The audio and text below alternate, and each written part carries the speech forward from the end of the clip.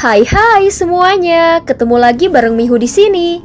Oh ya, kali ini Mihu akan membawakan alur cerita Donghua yang berjudul Battle Through the Heaven. Mihu mengingatkan sekali lagi ya bahwa konten ini full spoiler. Tanpa lama-lama lagi, yuk langsung aja kita masuk ke isi ceritanya.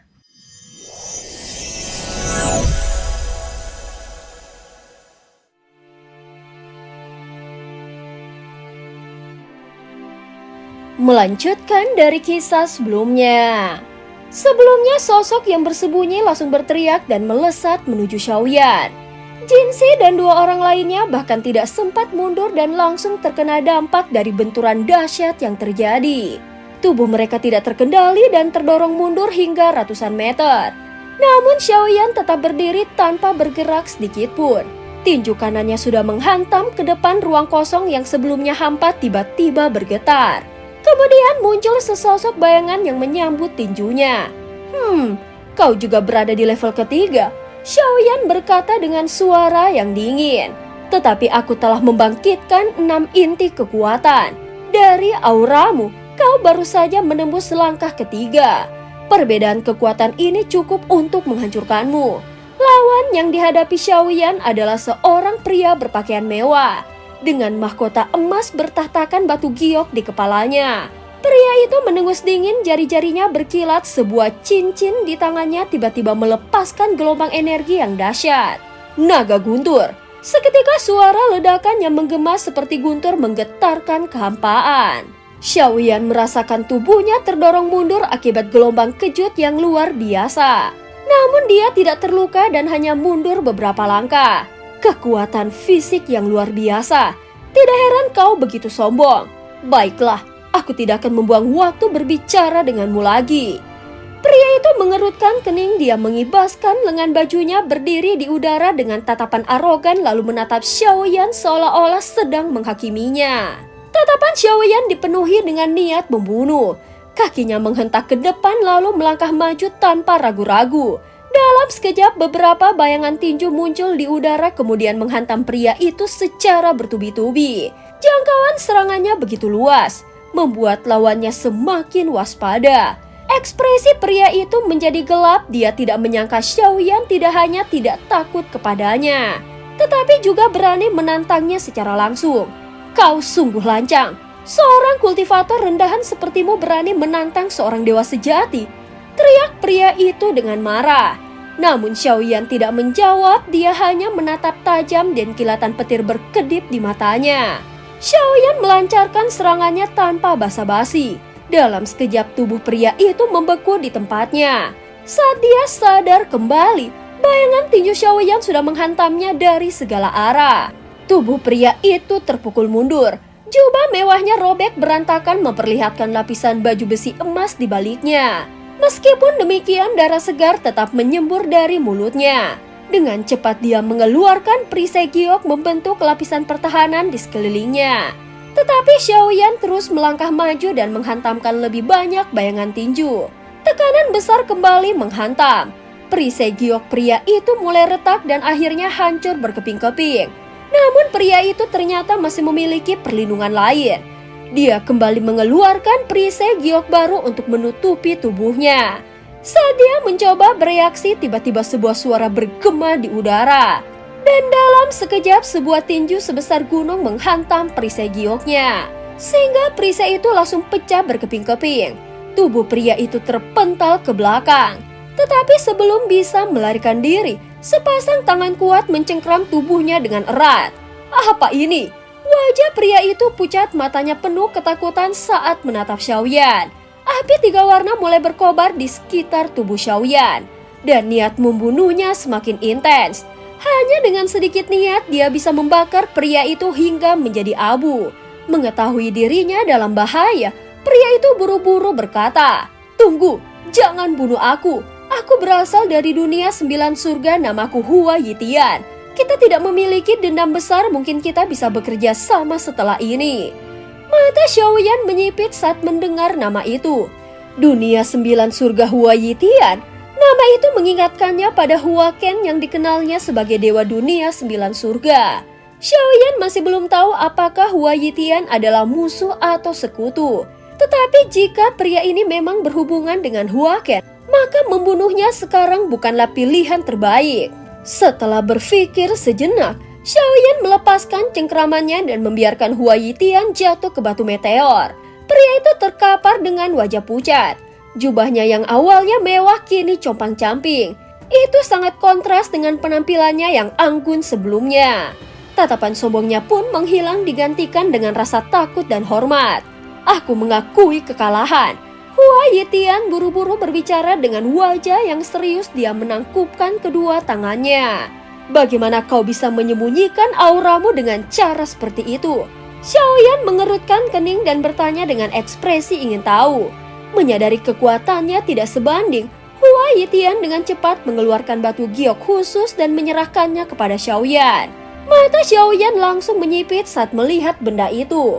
Giok itu sangat mirip dengan apa yang pernah diberikan kepadanya oleh sosok nomor 7 di alam dewa kekacauan. Dia segera mengenali bahwa giok ini berasal dari orang yang sama karena metode pembuatannya hampir identik. Dan hanya berbeda dalam ukuran pola di permukaannya. Jadi selama ini dia telah menyembunyikan auranya dengan benda ini. Xiaoyan berpikir di dalam hatinya.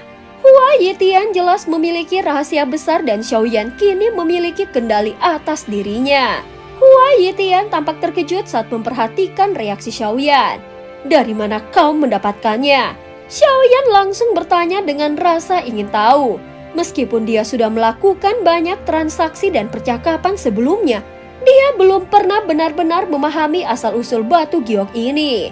Itu ceritanya panjang. Tetapi aku membelinya dari seseorang yang bernama Hei Xianren. Hua Yitian menjawab dengan tergesa-gesa. Hei Xianren? Xiaoyan langsung mengerutkan keningnya. Saudara mungkin tidak mengenalnya. Itu wajar saja. Dia sering berkelana ke berbagai dunia dan sangat sulit untuk menemukannya. Namun jika kebetulan bertemu dengannya, kau bisa mendapatkan atau menukarkan harta karun yang paling langka sekalipun. Dia juga berwujud burung bangau. Hua Yitian segera menjelaskan apa yang diketahuinya. Hua Yitian juga berbicara dengan nada serius seakan-akan dia sudah benar-benar menyerah di hadapan Xiaoyan. Namun di dalam hatinya dia sebenarnya memiliki pemikiran yang berbeda. Jadi dia adalah seekor burung bangau? Xiaoyan bertanya lebih lanjut. Iya, terkadang dia berubah menjadi manusia. Tetapi sebagian besar waktu dia mempertahankan wujud aslinya sebagai bangau langka. Jika kau melihatnya sekali, kau pasti bisa mengenalinya dengan mudah. Hua Yitian mengangguk. Dari cara berbicaranya, Xiaoyan merasa bahwa Hua Yitian tidak berbohong. Dengan satu gerakan tangan, Xiaoyan menyimpan batu giok itu ke dalam cincin penyimpanannya. Anggap saja ini sebagai tiket masukmu. Ucap Xiaoyan segera berkata dengan nada yang dingin. Hua Yitian mengangguk berulang kali. Meskipun senyumannya tampak dipaksakan, jelas dia sangat enggan kehilangan benda itu. Bagaimanapun dengan batu giok ini dia bisa menyembunyikan auranya dan menghindari banyak masalah yang tidak perlu. Kini setelah dikalahkan, dia kehilangan hak untuk bernegosiasi. Jika Xiaoyan benar-benar ingin membunuhnya, bahkan jika dia bisa melarikan diri, harganya pasti akan sangat mahal. Akhirnya dia hanya bisa menggertakkan giginya dan menerima kerugian ini. Sementara itu di kejauhan, 3 orang yang menyaksikan pertarungan tadi menatap Xiaoyan dengan ekspresi semakin ngeri. Wah, satu lagi telah dikalahkan olehnya. Salah satu dari mereka segera bergumam. Bahkan seorang ahli tingkat ketiga pun bukanlah tandingannya apalagi kita. Untung saja kita tidak bertindak gegabah. Jika kita bertiga maju bersama, kita tetap bukan lawannya.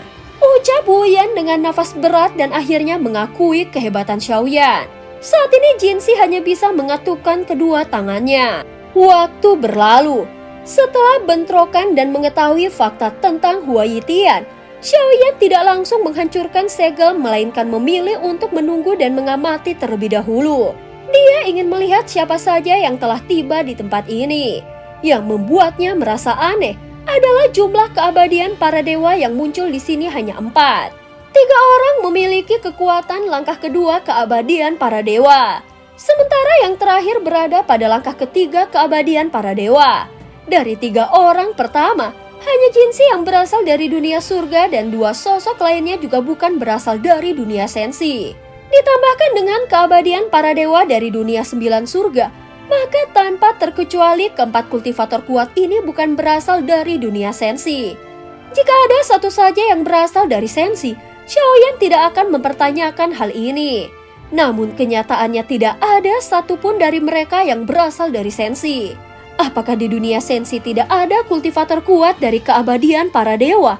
Ataukah peluang besar dimensi tidak cukup untuk meningkatkan kekuatan mereka? Jelas kedua kemungkinan itu tidak masuk akal. Bagaimanapun Ratu pernah mengatakan bahwa ada alasan mengapa dunia sensi mengalami situasi seperti ini. Jumlah keabadian para dewa yang begitu sedikit pasti disebabkan oleh sesuatu.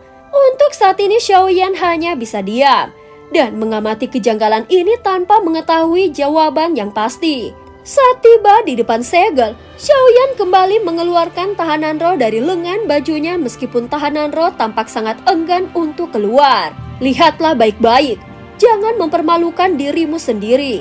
Xiaoyan segera berkata sebelum tahanan roh sempat mengeluh. Mendengar kata-kata tersebut, tahanan roh langsung menjadi serius. Dia segera memancarkan cahaya biru menyelimuti segel di ruang hampa. Hanya dengan benda itu segel bisa dibuka.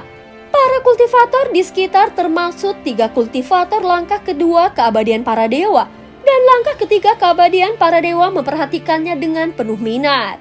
Sebelum banyak waktu berlalu, sebuah retakan tiba-tiba terdengar pada akhirnya segel itu benar-benar mulai pecah. Mata semua orang melebar karena terkejut. Mereka sudah berusaha membukanya bersama-sama sebelumnya tetapi gagal. Namun sekarang hanya dengan cahaya biru yang dilepaskan Xiaoyan, segel itu langsung retak dengan mudah. Saat celah semakin melebar, Xiaoyan melesat mundur dengan kecepatan luar biasa meninggalkan keempat orang yang belum menyadari apa yang sedang terjadi. Awas! Namun kata-kata ini sudah terlambat. Begitu segel itu benar-benar pecah, gelombang energi dahsyat langsung meledak keluar. Keempat orang yang masih berada di sana segera terhempas oleh kekuatan besar tersebut. Minggir! Seketika semua orang buru-buru menghindar, tetapi tidak lama kemudian terdengar suara gemerisik dari dalam segel yang telah hancur. Sosok-sosok dengan kondisi kacau balau segera melesat keluar dengan kecepatan tinggi. Mereka sama sekali tidak menoleh ke belakang seolah ada sesuatu yang mengerikan sedang mengejar mereka dari dalam. Setelah belasan sosok keluar, ruang hampa akhirnya kembali stabil. Saat ini kelompok Luoang juga mulai mendekat. Ketika mereka melihat siapa saja yang keluar dari dalam segel, ekspresi khawatir langsung terpancar di wajah mereka. Xiaoyan dan yang lainnya tidak langsung masuk ke dalam celah yang baru saja terbuka itu. Saat melihat adegan barusan, semua orang menjadi ragu dan tidak ada yang berani melangkah terlebih dahulu. Sosok Hua Yitian yang sebelumnya tampak tenang sekarang terlihat berantakan dan waspada. Sebelumnya dia telah bertarung melawan Xiaoyan dan bisa dianggap sebagai salah satu kultivator terkuat di sini selain kelompok Xiaoyan. Dia segera melangkah maju tanpa rasa takut. Dalam sekejap sosoknya berubah menjadi cahaya merah panjang dan langsung masuk ke dalam ruang kosong misterius. Namun Xiaoyan tidak langsung masuk. Dia masih menunggu sampai Ye Beijing dan Xiao Yueli mendekat. Saat ini dia sedikit mundur mencoba memberi ruang agar mereka bisa bergabung. Saat kedua wanita itu mendekat, tatapan semua orang langsung tertuju pada Ye Beijing dan Xiao Yueli. Bahkan tatapan para kultivator di sekitarnya langsung terkejut. Penampilan kedua wanita ini begitu mencolok dan hanya bisa digambarkan sebagai luar biasa indah. Ye Beijing memancarkan pesona yang sulit dijelaskan dengan kata-kata. Xiao Yueli juga sama menawannya, sehingga membuat siapapun yang melihatnya akan terkesima. Saat ini Qian Zuang terlihat canggung. Mungkin dia merasa malu karena sebelumnya telah meremehkan Xiaoyan. Dibandingkan dua wanita yang luar biasa itu, pesonanya langsung meredup. Seolah-olah dia tidak ada apa-apanya dibandingkan mereka dan berada di level yang berbeda.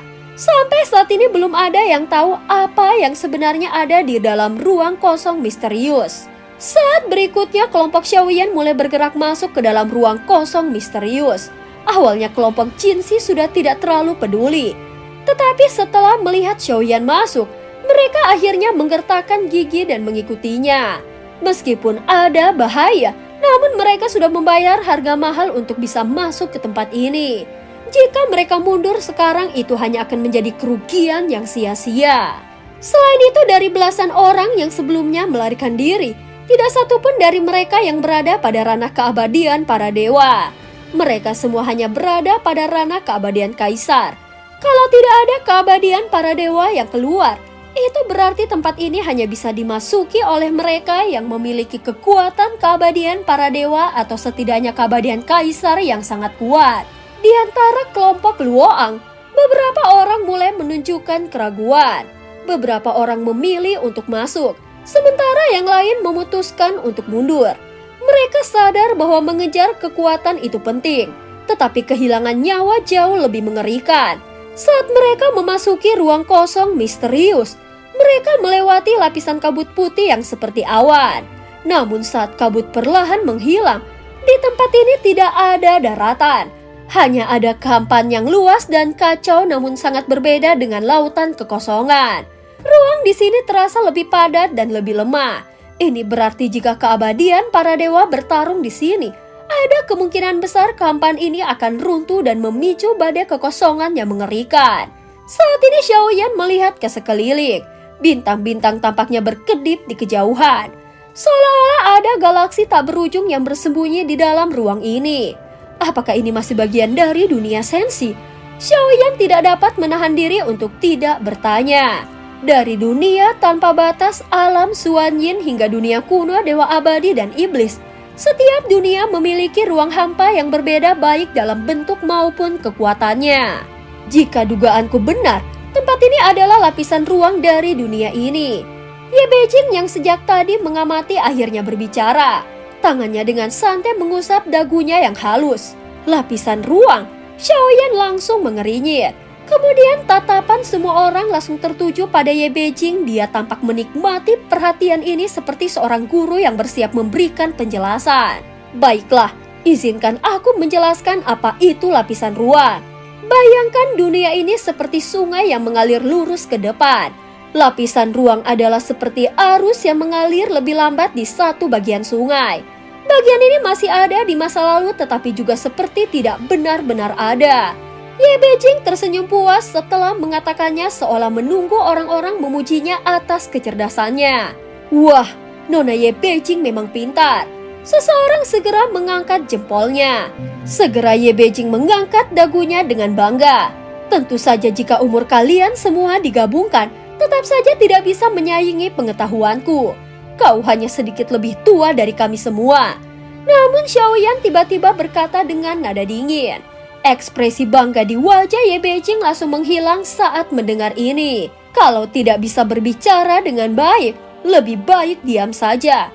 Ucap Ye Beijing langsung mendengus kesal sambil memutar matanya dan menatap Xiaoyan dengan tatapan yang dingin. Dan cerita pun berakhir.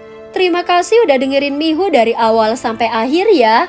Please jangan lupa untuk like, comment, and subscribe. Oh ya, jangan lupa untuk share juga ya. Terima kasih udah selalu dukung Mihu. Sampai jumpa.